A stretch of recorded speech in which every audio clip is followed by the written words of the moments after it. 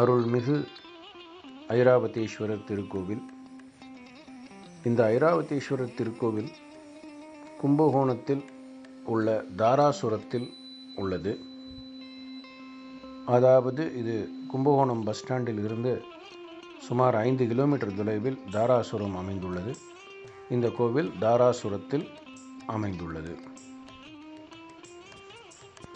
இந்த கோவில் தி great living Chola temples அப்படின்னு சொல்லக்கூடிய 4 கோவில்கள் இருக்கிறது.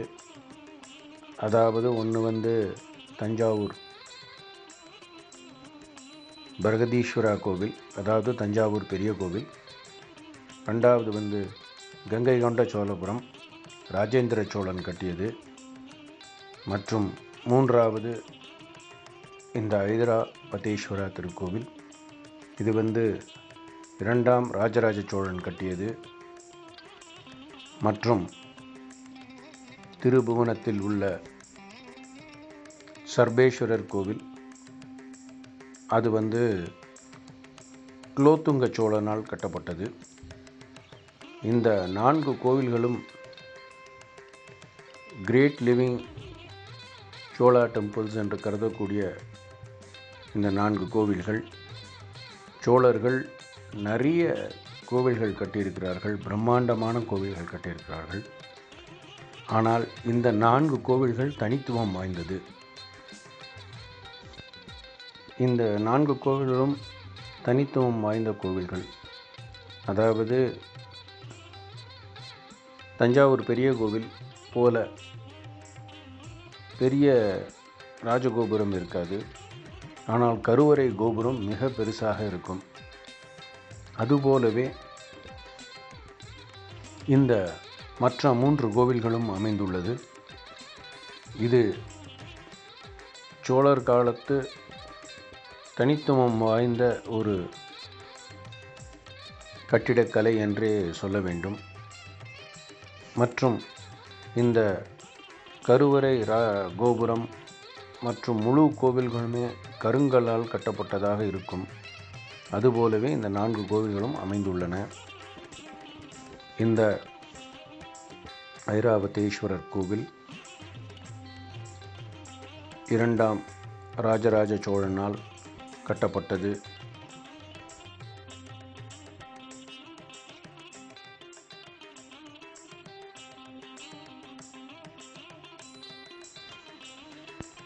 அதாவது 2ஆம் ராஜராஜ சோழனின் ஆட்சி காலம் கிபி 1146வது வருடத்திலிருந்து 1173வது வருடம் வரையும் இவர் ஆட்சி செய்தார். அந்த காலத்தில் இந்த கோவில் கட்டப்பட்டதாக கருதப்படுகிறது. அதாவது இந்த கோவில் ஒரு பெரும் கற்கோவிலாக திகழ்கிறது. இந்த கோவில் முன்பு காலத்தில் இது ஒரு பெரிய ராஜகோபுரத்துடன் சுற்றி கிரானைட் கற்களால் செவர் எழுப்பப்பட்டு ஒரு மாபெரும் கோவிலாக இது திகழ்ந்திருக்கிறது. போரின் காரணமாகவும் அதன் பிறகு சரியான பராமரிப்பு இல்லாததாலும் இந்த கோவிலின் ராஜகோபுரம் தற்போது இல்லை. மற்றும் இந்த கோவிலின் சில முக்கிய இடங்கள் எல்லாம் பாழடைந்து காணாமலே போய்விட்டது. இருப்பினும் கோவிலின் முக்கிய பகுதியான மூலவர் கோவிலும் மற்றும் அம்மன் கோவிலும் நன்றாகவே இருக்கிறது. இந்த கோவிலில் மூலவர் ஐராவதீஸ்வரர், அம்மன் பெரிய நாயகி அம்மன் மற்றும் வேதநாயகி அம்மன். இந்த தல பெருமை என்னவென்றால், அதாவது புராண ரீதியாக இந்திரனுடைய பட்டத்து ஆணையின் பெயர் ஐராவதம். அந்த யானை தலைக்கணம் ஏறி துர்வாச முனிவரை அலட்சியப்படுத்தியதாகவும் துர்வாச முனிவர் மிக கோபம் உடையவர். அவர் சட்டென்று கோபப்பட்டு விடுவார். அந்த யானைக்கு கோபத்தால் சபித்தார். சாபம் பெற்ற ஐராவதம் தனது பெருமையை இழந்து தனது நிறமும் மங்கி மிக கோரமான ஒரு யானையாக காட்டு யானை போல் திரிந்து வந்தது. தனது சாப விமோசனம் கிடைக்க வேண்டும் என்று இத்தலத்துக்கு வந்து இங்குள்ள பெருமானை வேண்டியது. இங்குள்ள பெருமான் அந்த யானைக்கு அருள் புரிந்து அந்த யானையை பழையபடி மீட்டு தந்தார். அதாவது தன்னுடைய அழகும் அறிவையும் மீண்டும் மீட்டு கொடுத்து அந்த யானையை, இந்திரனுடைய பட்டத்து யானையை ஆக்கி அருள் புரிந்தார். இந்த ஐராவத யானையை பழையபோல் ஆக்கியதினால் இங்குள்ள ஈஸ்வரனுக்கு ஐராவதேஸ்வரர் என்று பெயர். இந்த கோவிலுக்கு மற்றொரு வரலாறும் உண்டு. அதாவது யமன் முனிவர்களின் சாபத்துக்கு ஆளாகி தன் உடல் வெப்பம் மிக சூடாக ஏறி அவர் உடலில் வெப்பம் தாங்க முடியாமல் அவதிப்பட்டு எங்கெங்கோ அலைந்து திரிந்து இந்த தாராசுரத்தில் உள்ள சிவன் சூலத்தால் ஏற்பட்ட குளத்தில் மகிமையை உணர்ந்து அங்கு வந்து அவர் நீராடி அந்த வெப்பம், அதாவது அக்னியின் வேதனையிலிருந்து விடுபட்டார் என்று ஒரு புராண கதையும் இருக்கிறது.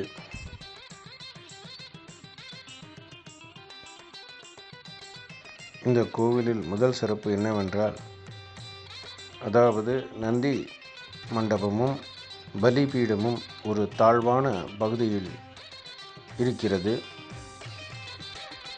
மற்றும் அந்த பலிபீடமும் நந்தி மண்டபமும் சுமார் ஒரு 5 அடி உயரமாக கட்டப்பட்டுள்ளது. அதாவது படிகள் ஏற்படுத்தி அந்த பலிபீடத்துக்கு செல்வது போல் அமைந்துள்ளது. அதில் உள்ள படிகள் யாராவது நடந்தாலோ அல்லது அதன் மேல் சிறிது தட்டினாலோ அது விதவிதமான சத்தம் எழுப்புகிறது.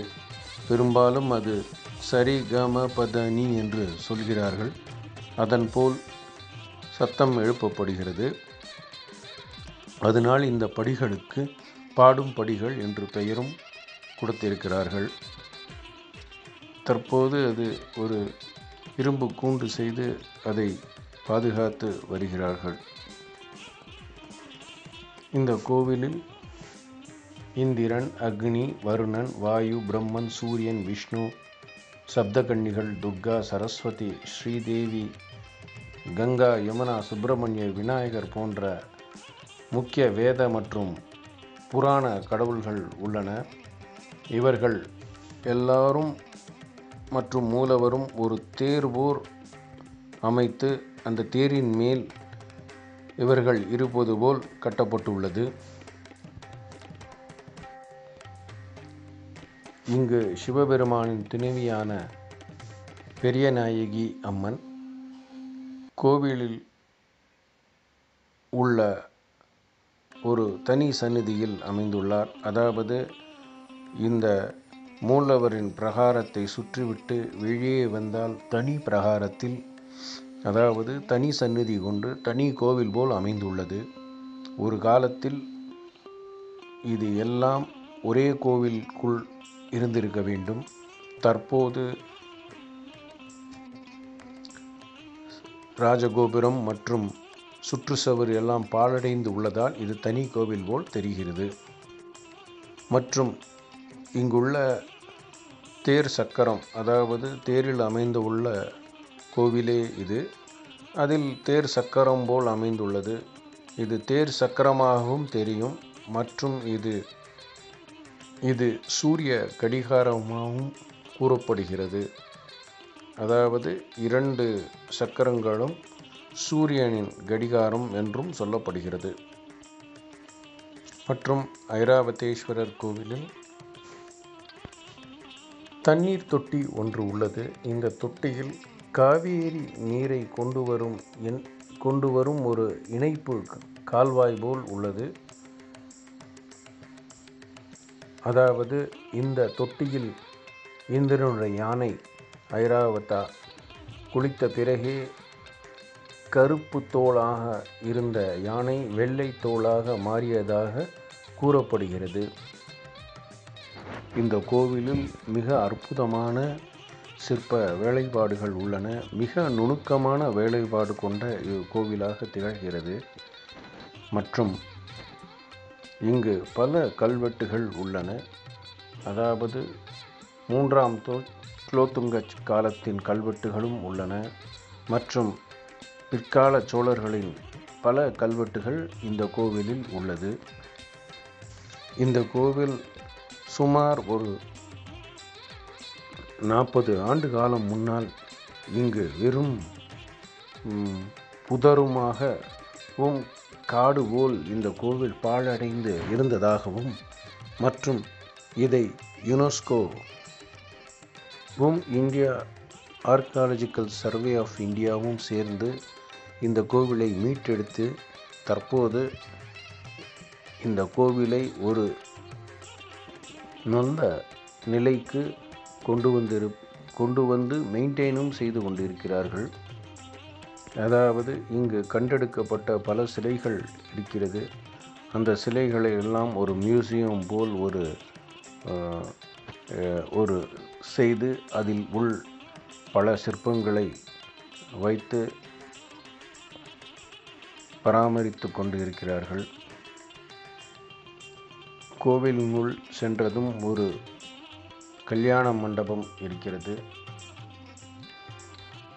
அது முக மண்டபமாகவும் கருதலாம். மற்றும் கோவிலினுள் மத்திய மண்டபமும் ஒரு கருவறையும் இருக்கிறது. கோவிலின் வெளிப்பிரகாரத்தில் நிறைய சிற்பங்கள் வைக்கப்பட்டிருக்கின்றன. கோவிலின் வெளிப்பிரகார சுவர்களில் தட்சிணாயமூர்த்தி, லிங்கோத்பவர், அகஸ்தியர், வீரபத்ரர், துர்கா, பைரவர், அர்த்தநாரீஸ்வரர் போன்ற சிற்பங்களும் மேலும் சில சிற்பங்களும் அங்கு உள்ளன. மற்றும் கல்யாண மண்டபத்தில் மிக அற்புதமான தூண்கள் கொண்டு அமைக்கப்பட்டுள்ளன. அந்த தூண்களில் மிக நுணுக்கமான வேலைப்பாடுகள் காணப்படுகிறது. யானை, யாளிகள் மற்றும் மிக நுணுக்கமான சிற்பங்கள் அங்கு பதிக்கப்பட்டுள்ளன. இது பெரும்பாலும் போர்க்காலம் மற்றும் புராணத்திலிருந்து எடுக்கப்பட்ட காட்சிகள் அங்கு அமைக்கப்பட்டுள்ளன. ஒரு சில தூண்களில் 1000க்கும் மேற்பட்ட நுணுக்கமான சிற்பங்கள் காணப்படுகின்றன. அதாவது 2 சென்டிமீட்டர் அளவில் பிள்ளையார் மற்றும் இங்குள்ள சிற்பங்களில் மகாபாரத கதைகள், இராமாயண கதைகள், சிவன் பார்வதி இருக்கும் கைலாய காட்சிகள், முருகன் வள்ளி தெய்வானையுடன் காட்சி தரும் அழகிய ஓவியம், முனிவர்கள் தவம் இருப்பது போலும் காட்சிகள் அமைந்திருக்கின்றன. பிரம்மா, விஷ்ணு, சிவன் பற்றிய அரிய சிற்பங்களும் வெகு நேர்த்தியாக இம்மண்டப தூண்களில் செதுக்கப்பட்டுள்ளன. இது காண்போர் கண் வியக்கும் விதத்தில் அமைந்துள்ளது. இந்த கோவிலில் எங்கு பார்த்தாலும் சிற்பக்கலை தென்படுகிறது. அதாவது சிறிது இடம் கூட அவர்கள் விட்டு வைக்கவில்லை. அந்த அளவுக்கு இங்கு சிற்பக்கலையின் மிக உயர்தர சிற்பக்கலையை காண முடிகிறது. கோவிலின் வெளிப்புற பிரகார சுவர்களில் கூட இந்த சிற்பக்கலை தென்படுகிறது. இங்குள்ள தட்சிணாமூர்த்தி மிக அற்புதமான ஒரு சிற்பக்கலையில் தென்படுகிறார். மேல்கடம்பனூரில் அமிர்தகடேஸ்வரர் கோவில் இருக்கிறது. அது முதலாம் குலோத்துங்க சோழனால் கட்டப்பட்டது. அந்த கோவில் போலவே இந்த கோவிலும் அமைந்துள்ளது.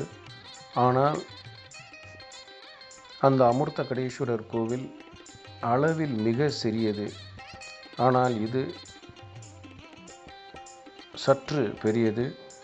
ஆனால் இங்குள்ள கருவறை கோபுரம் மற்ற 4 கோவில்கள், அதாவது தஞ்சாவூர் பெரிய கோவில் மற்றும் திருபுவனம் கோவில் மற்றும் கங்கை கொண்ட சோழபுரம் கோவில், இந்த 3 கோவிலுக்கு